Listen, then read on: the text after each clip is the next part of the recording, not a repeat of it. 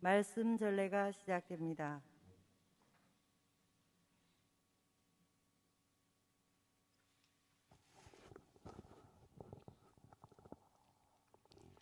히브리서의 말씀입니다.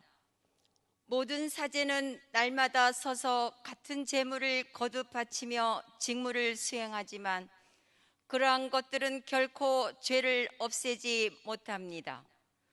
그러나 그리스도께서는 죄를 없애시려고 한번 제물을 바치시고 나서 영구히 하느님의 오른쪽에 앉으셨습니다. 이제 그분께서는 당신의 원수들이 당신의 발판이 될 때까지 기다리고 계십니다. 한 번의 예물로 거룩해지는 이들을 영구히 완전하게 해 주신 것입니다. 성령께서도 우리에게 증언해 주시니 먼저 이렇게 말씀하셨습니다.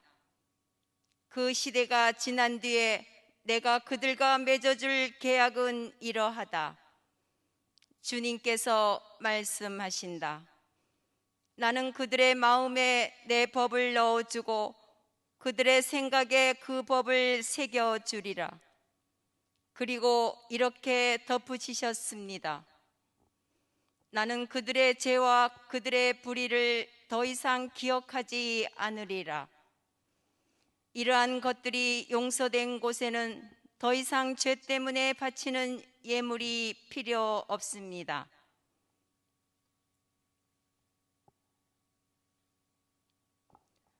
주님의 말씀입니다. 하느님 감사합니다.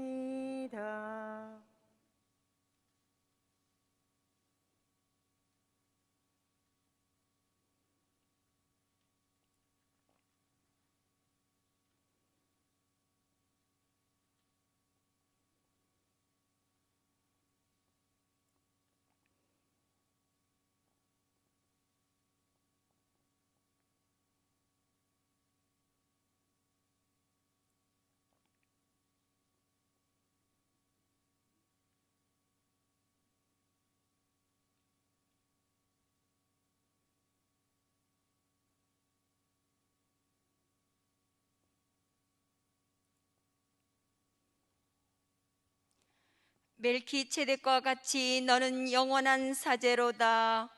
멜키체덱과 같이 너는 영원한 사제로다. 주님께서 내 주께 이르셨나이다. 내가 너의 원수들을 너의 발판으로 삼을 때까지 너는 내 오른쪽에 앉아 있어라. 멜키체덱과 같이 너는 영원한 사제로다. 주님이 당신 권능의 왕후를 시온에서 뻗치시리이다. 너의 원수들을 다스려라. 멜키체덱과 같이 너는 영원한 사제로다. 내 권능의 날에 주권이 너와 함께 하리라. 거룩한 빛 새벽 품에서 나는 너를 낳았노라. 멜키체덱과 같이 너는 영원한 사제로다. 주님은 맹세하시고 뉘우치지 않으시리이다. 멜키체덱과 같이 너는 영원한 사제로다. 멜키체덱과 같이 너는 영원한 사제로다.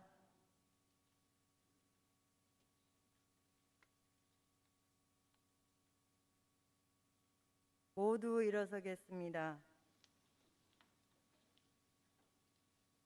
할렐루야.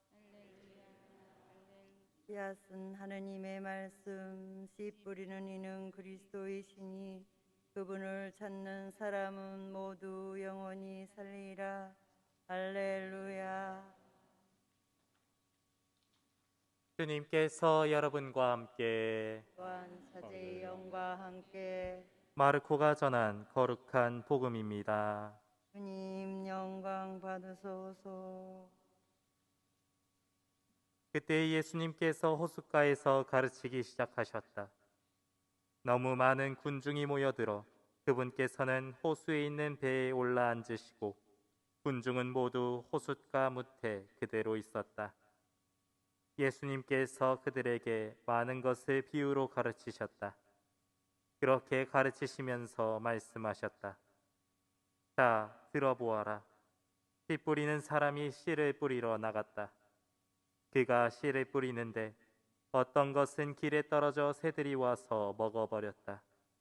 어떤 것들은 흙이 많지 않은 돌밭에 떨어졌다. 흙이 깊지 않아 싹은 곧 돋아났지만 해가 솟아오르자 타고 말았다. 뿌리가 없어서 말라버린 것이다. 또 어떤 것은 가시덤불 속에 떨어졌는데 가시덤불이 자라면서 숨을 막아버려 열매를 맺지 못하였다. 그러나 어떤 것들은 좋은 땅에 떨어져 싹이 나고 자라서 열매를 맺었다. 그리하여 어떤 것은 30배, 어떤 것은 60배, 어떤 것은 100배의 열매를 맺었다. 예수님께서는 이어서 말씀하셨다. 들을 귀 있는 사람은 들어라. 예수님께서 혼자 계실 때 그분 둘레에 있던 이들이 12제자와 함께 와서 비유들의 뜻을 물었다. 예수님께서 그들에게 대답하셨다. 너희에게는 하느님 나라의 신비가 주어졌지만 저 바깥 사람들에게는 모든 것이 그저 비유로만 다가간다. 보고 또 보아도 알아보지 못하고 듣고 또 들어도 깨닫지 못하여 저들이 돌아와 용서받는 일이 없게 하려는 것이다. 예수님께서 또 그들에게 말씀하셨다. 너희는 이 비유를 알아듣지 못하겠느냐? 그러면서 어떻게 모든 비유를 깨달을 수 있겠느냐? 씨 뿌리는 사람은 실상 말씀을 뿌리는 것이다. 말씀이 길에 뿌려지는 것은 이러한 사람들을 두고 하는 말이다. 그들이 말씀을 들으면 곧바로 사탄이 와서 그들 안에 뿌려진 말씀을 앗아가 버린다. 그리고 말씀이 돌밭에 뿌려지는 것은 이러한 사람들이다. 그들은 말씀을 들으면 곧 기쁘게 받는다. 그러나 그들에게 뿌리가 없어서 오래 가지 못한다. 그래서 말씀 때문에 환난이나 박해가 일어나면 곧 걸려 넘어지고 만다. 말씀이 가시덤불 속에 뿌려지는 것은 또 다른 사람들이다. 이들은 말씀을 듣기는 하지만 세상 걱정과 재물의 유혹과 그 밖에 여러 가지 욕심이 들어가 그 말씀의 숨을 막아버려 열매를 맺지 못한다. 그러나 말씀이 좋은 땅에 뿌려지는 것은 이러한 사람들이다. 그들은 말씀을 듣고 받아들여 어떤 이는 30배, 어떤 이는 60배, 어떤 이는 100배의 열매를 맺는다.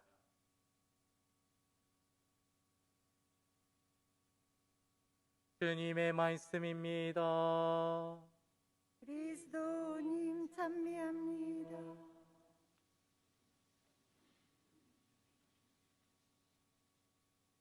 참 예수님,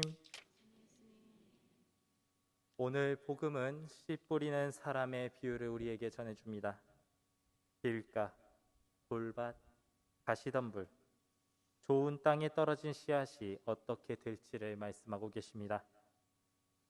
결론적으로는 씨앗이 떨어진 장소들 가운데 좋은 땅에 떨어진 씨앗만이 30배, 60배, 100배의 열매를 맺게 됩니다.